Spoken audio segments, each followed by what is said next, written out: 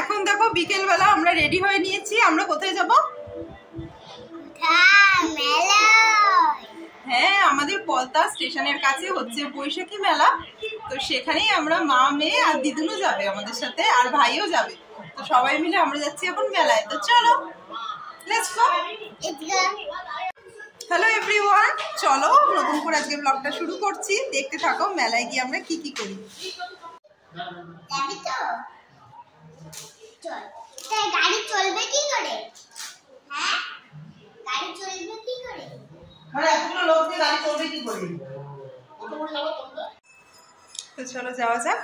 মা প্রথমে যেতে রাজি হচ্ছিল না, বলছিল তোরা যা, কিন্তু মাকে বললাম চলো একটু রেডি হয়ে নাও, আজকে রোববার দিন বিকেল বেলা সবাই মিলে যাচ্ছি মেলা। তো এই দেখো, এই যে আমাদের পলতা স্টেশনের কাছেই পলতা বৈশাখী মেলা। আর মানে এই মেলাটা বেশ কয়েক বছর ধরেই দেখছি হচ্ছে, মানে খুব যে পুরনো মেলা তা না, কিন্তু কয়েক বছর ধরেই এটা হচ্ছে। আর এখন আমি আর মোমো টোটো করে আসলাম, এসে ছোটো মামার দোকানের সামনে দাঁড়িয়ে আছি। ওর দোকানের অপোজিটেই কিন্তু মেলাটা হচ্ছে। তো মা আসছে হচ্ছে বাইকে করে, বাইকে তো আর সবার হবে না, ওই জন্য আমরা দুজন টোটো পেলাম, তো টোটোতে করেই চলে আসলাম আর কি। মেলায় যাবা তো, আগে আমার কাছে আসো, দীপু ভাইয়ের কাছে আসো একটু। আসো আসো। কে বকেছে?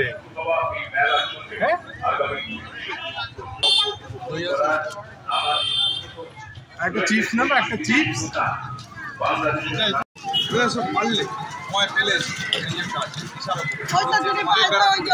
আমি দূরতে গেছে তোমাদের প্রচার করছি, রানাঘাটে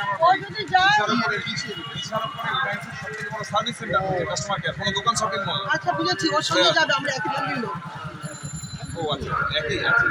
তো দাদুর দোকানে এসে মোমোর ভালোই দেখো আমদানি হলো, ওদিকে ললিপপ, এদিকে লেস। তো এইসব নিয়ে আমরা এখন ঢুকে যাচ্ছি মেলার ভেতর।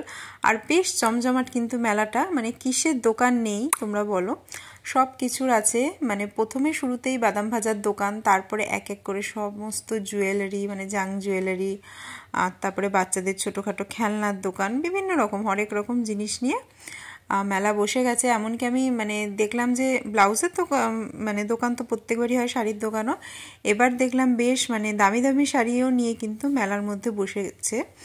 মানে আমার তো মনে হচ্ছিল যে একটু হয়তো কম কোয়ালিটির শাড়ি। আমি জিজ্ঞেস করলাম এটার দাম কত, তখন বলছে যে 7,500 টাকা। তো শুনে আমার হয়ে গেছে, মানে অত দামি শাড়ি মেলার থেকে কিনবো একটু কিরকম না, মানে যদি ঠকে যাই এরকম মনে হবে স্বাভাবিক। এত দামি শাড়ি সবাই বড় দোকান থেকেই কিনতে চাইবে।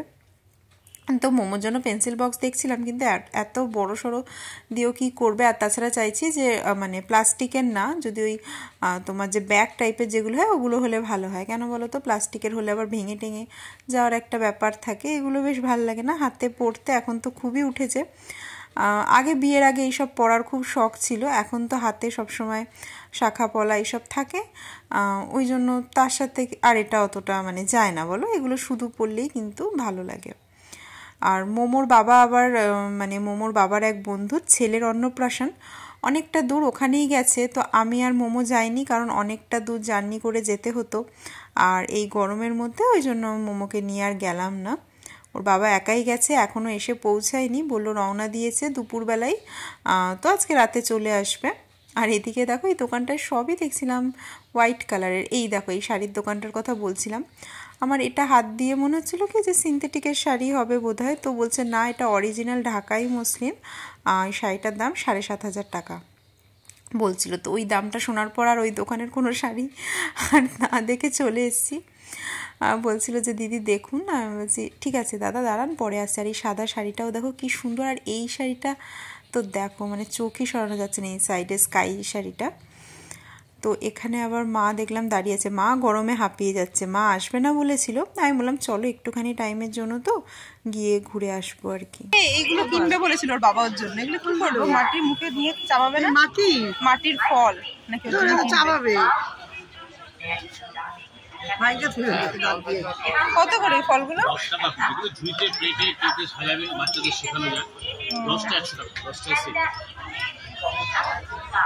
তো ওখান থেকে তারপরে আমরা সামনে এগিয়ে গেলাম, এখানে সব বাচ্চাদের রাইডগুলো ছিল বিভিন্ন রকমের।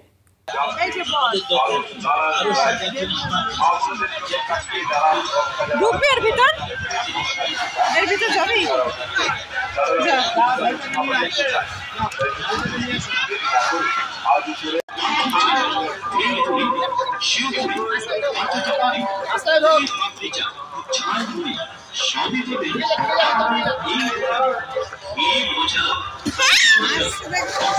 বলে আসার কতদিনের শখ ছিল।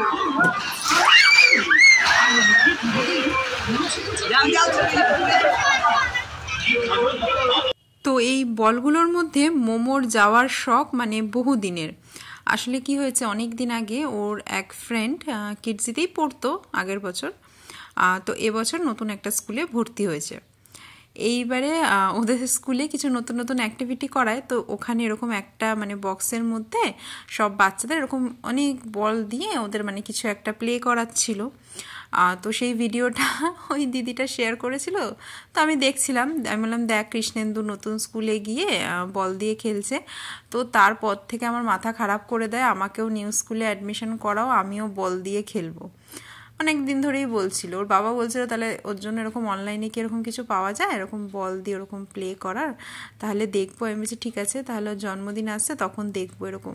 তো অনেক দিন ধরেই মাথায় ছিল যে ওর এই বলগুলো নিয়ে খেলার মানে খুবই শখ। তো মেলায় এসে যখন এগুলো দেখলাম, তো এবার ভাবলাম যে না ওকে এর ভেতর ঢুকিয়ে দিই। আগেও মেলায় ওকে নিয়ে এসেছি, তখনও অনেকটা ছোট ছিল, ভাবতাম যে ও ভেতরে গিয়ে কী না কী করবে। তো এখন একটু বড় হয়েছে, হ্যাঁ তাই জন্য আর কি। আর ওখানে দেখো ওই যে দুটো তোমার স্লিপারের মাঝে একটা রক ক্লাইম্বিং টাইপের দিয়েছে, ওটা দেখেও নিজে নিজে উঠে গেল, মানে কোথায় পা রাখতে হবে তো বুঝতে পারছিল না। তো এই যে এক দিদি ছিল ভেতরে বাচ্চাগুলোকে সবাইকে মানে দেখে টেকে রাখার জন্য, তো ওই দিদি যা যা বলছিল সেখানে সেখানে পা দিয়ে দিয়ে ওই দেখো উঠে পড়ছে। তো দিয়ে কি মজা। তো ওর দিদুন দেখতে পাইনি বলে আবার তাই জন্য ওকে বললাম যে আরেকবার করে দেখা, দিদুন দেখবে। মানে মাকে বললাম, মার গরম লাগছিল যে পাশে একটা চেয়ারে বসো, মা আবার সেই চেয়ারেও বসবে না, বলে কি আমি কি পাপড়ি চাট খাচ্ছি যে আমি চেয়ারে বসবো? আমি বলছি তাতে কী আছে, একটু বসো, চেয়ারগুলো তো ফাঁকাই আছে। তো মানে ও বলের এখানে ঢুকে পড়েছে, তো মোমো আর বেরোচ্ছেই না। অনেকক্ষণই আমরা দাঁড়িয়েছিলাম, আর আমারও ঘামে টামে একদম মানে কি বলবো, খুবই গরম। দেখতেই পাচ্ছিলে আমি এত ঘেমে গেছি, এত ঘাম হচ্ছে, আর মোমোর তো মানে মানে মস্তির শেষ নেই, ওখান থেকে বেরোবেই না আর কি। তো তারপর যাই হোক অনেক কষ্টে ওকে ওখান থেকে বের করে তারপর এখান দিয়ে আবার আসছি, আর এটা ওটা রাইড দেখছে, আরও রাইড চড়বে সেই বায়না। তো ওকে নিয়ে চলে আসছে, আর মামাকে বলছিলাম ভিডিও করে দিতে। ড্রাগন ট্রেন,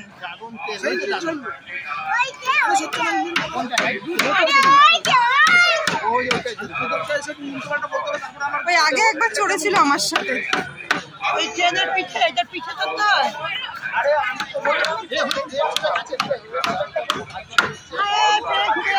এখনো চালু হয়নি ট্রেন।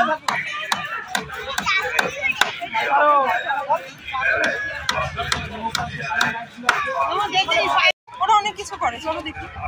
রাত্রে খাবারটা নিয়ে নিলাম, রুমালি রুটি নেবে বলেছে, বিরিয়ানি নেবে, ও এদিক দিয়ে বন্ধ। চলো তো এবার মেলার থেকে বেরিয়েই আসছিলাম, আর আস্তে আস্তে এই খেলনার দোকানে মোমোর আবার এই ডাইনোসরগুলো পছন্দ হয়ে যায়। আরও বিভিন্ন রকম খেলনাই ওর পছন্দ হচ্ছিল, তো সব কিছু তো আর ওকে কিনে দেবো না, যে কোনো একটাই কিনে দেবো। সেই ভেবে ভাবলাম যে ডাইনোসরটাই নিই। তো এখানে মোমো টোমোও ছিল, কিন্তু আমরা ভাবলাম যে রাতের খাবারটা নিয়ে ফিরবো, ওই জন্য এখন আর মোমো খেয়ে পেট ভরাবো না। যদিও খেতে যে ইচ্ছে করছিল না তা না। এই দুটোর মধ্যে একটা নেই, কত করে এগুলো? আমার তো মনে হয় ওইটাই নেওয়াই ভালো, মাছেরও তো পাতলা ফুটনা খুলে যেত। এই যে কোনটা, এইটা তো? হ্যাঁ এটা দিলাম, নে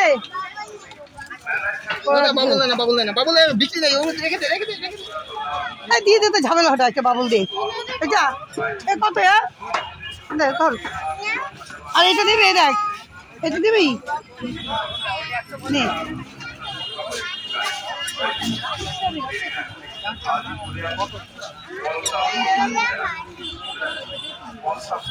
নে কোথায় যাচ্ছিস? কি নিলি দেখা, কি নিলি? এটা কি? এটা ডাইনোসর।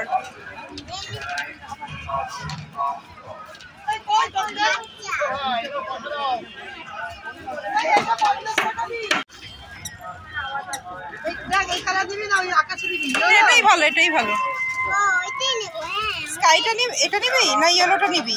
না উড়ি উড়ি নেব উড়ি। উড়ি উড়ি কোথায়? কোনটা কোনটা উড়ি উড়ি কোনটা? এটা নিবি না? তা চাও, এটা নিবি না তো? ঢোকা ঢোকা, প্লাস্টিকে ঢোকা, প্লাস্টিক দিয়েছি তোরা। এটাই ভালো হয়েছে, শক্ত বস্তু আছে।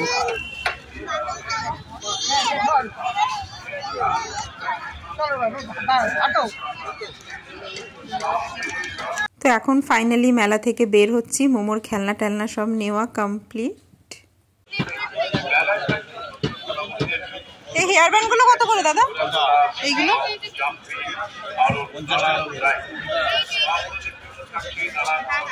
তো এই দেখো, তোমাদের বলছিলাম না অরিজিনাল ঢাকাই মসলিন, এই দেখো বাংলাদেশের থেকে কিন্তু দোকানটা দিয়েছে, বাংলাদেশ ঢাকার থেকে ওনারা এসে এখানে স্টল দিয়েছেন। তো অরিজিনাল বলছিল বাংলাদেশের শাড়ি কিন্তু এখানে পাওয়া যাচ্ছে। তোমরা যারা যারা নিতে চাও চলে আসো, এখনও কিন্তু মেলা হচ্ছে।